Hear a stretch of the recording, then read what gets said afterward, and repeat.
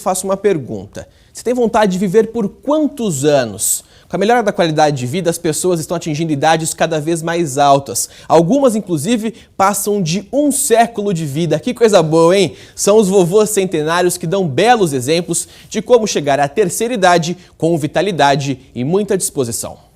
Aqui na festa, ele é grande estrela. Seu José, ou melhor, seu Juca, como ele gosta de ser chamado, esbanja simpatia e alegria à comemoração de mais um aniversário. O idoso completou 100 anos de idade e recebe a homenagem mais que merecida dos familiares e amigos.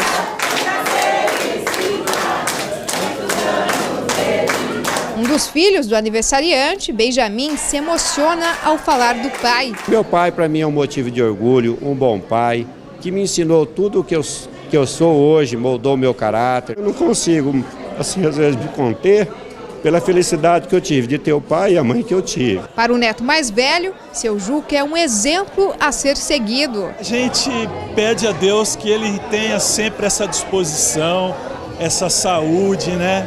Enquanto ele estiver assim, é muito bom para nós, né? Porque às vezes a gente é um pouco egoísta, mas bom para ele também. Já para Isabela, o bis Juca não passa de um grande amigo que gosta de brincadeiras e poemas. Às vezes ele fica inventando um monte de música. Apesar da vida de muito trabalho e momentos difíceis, seu Juca não esconde o quanto é feliz. Eu me casei bem. Vivi com a minha esposa 64 anos, ainda choro quando me lembro dela. Eu vim a Araçatuba em 1934, faz 80 anos que eu estou em Araçatuba. Com alma de artista, ele até sai declamando longos versos que não saem da memória. O que eu falar para você que sim, você não me fala que não. Você quer ver festa bonita? É do outro lado do sertão. Desde a hora da ceia já se vê o farturão. Depois corre o pileque na estrada quentão. Apagar estas velhinhas não é para qualquer um. Em Araçatuba, no noroeste paulista, 16 pessoas fazem parte do grupo de centenários. O número foi divulgado pelo Instituto Nacional de Seguridade Social, baseado nos beneficiários que já atingiram os 100 anos de idade. O número do INSS se assemelha ao último censo demográfico do Instituto Brasileiro de Geografia e Estatística, realizado em 2010, redução de 60% em comparação com o ano de 2000. O mesmo censo apontou que no país existiam mais de 24 mil centenários, sendo que aproximadamente 3.200 eram do estado de São Paulo. Dona Matilde, chamada carinhosamente de Tia Nenê, também faz parte dos dados do INSS. Com 100 anos de idade, a aposentada confessa que não consegue fazer muitas das atividades que exercia na juventude, mas a alegria, essa ela nunca vai abandonar. Sempre fui feliz. Cuidei da minha mãe, do meu pai. Todo mundo já morreu, a maioria.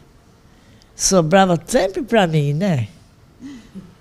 Mas eu tinha prazer. Era muito legal, porque quando eu era pequenininha, ela ficava comigo quando minha mãe ia viajar. Dona Nenê é uma pessoa alegre, né? Contador de história, que nem eu tô falando.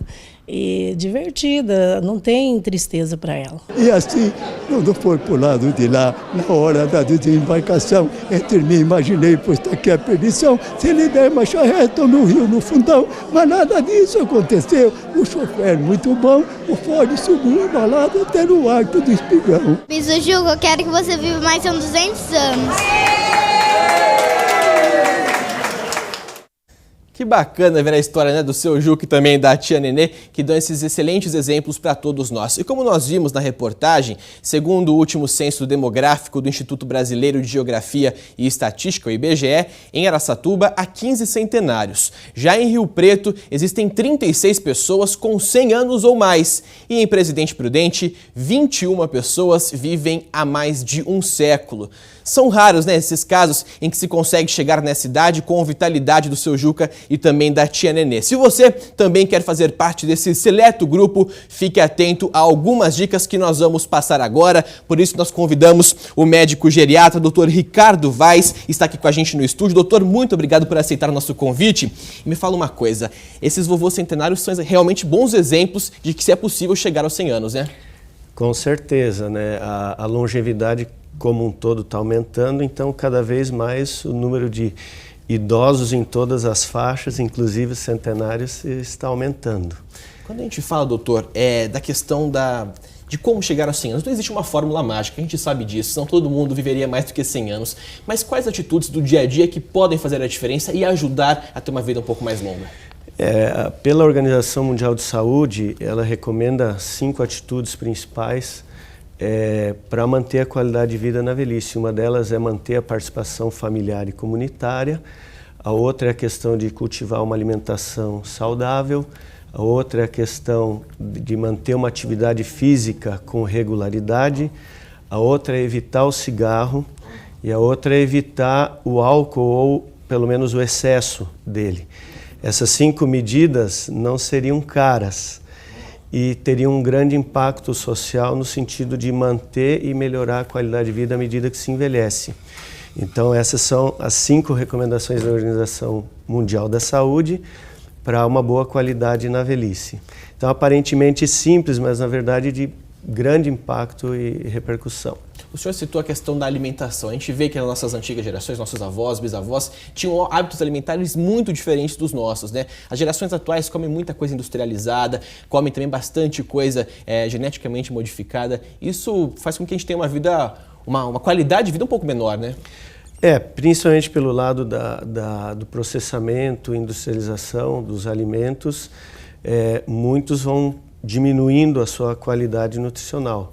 E aí realmente a gente deveria tentar sempre manter que se use o mais in natura possível os alimentos e privilegiando sempre o uso dos alimentos de origem vegetal, como as frutas, verduras, hortaliças e os cereais até na forma integral. Se a gente voltasse a usar um pouco mais, traria inúmeros benefícios para a saúde. A gente pode falar que a genética tem uma ligação com isso ou não? A genética é um dos fatores que influi na questão da longevidade, mas é menos de 50%, talvez 25%. Os outros, mais de 50%, até 75%, teria a ver com o estilo de vida.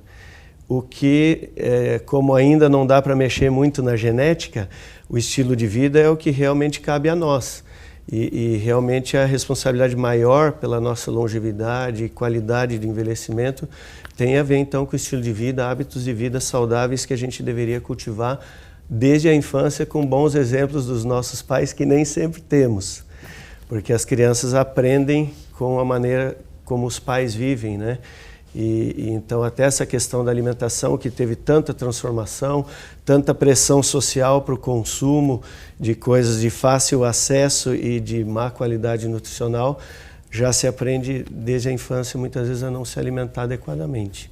A gente sabe que tem muita gente que passa grande parte da vida tomando muitos complexos vitamínicos, remédios para afinar o sangue.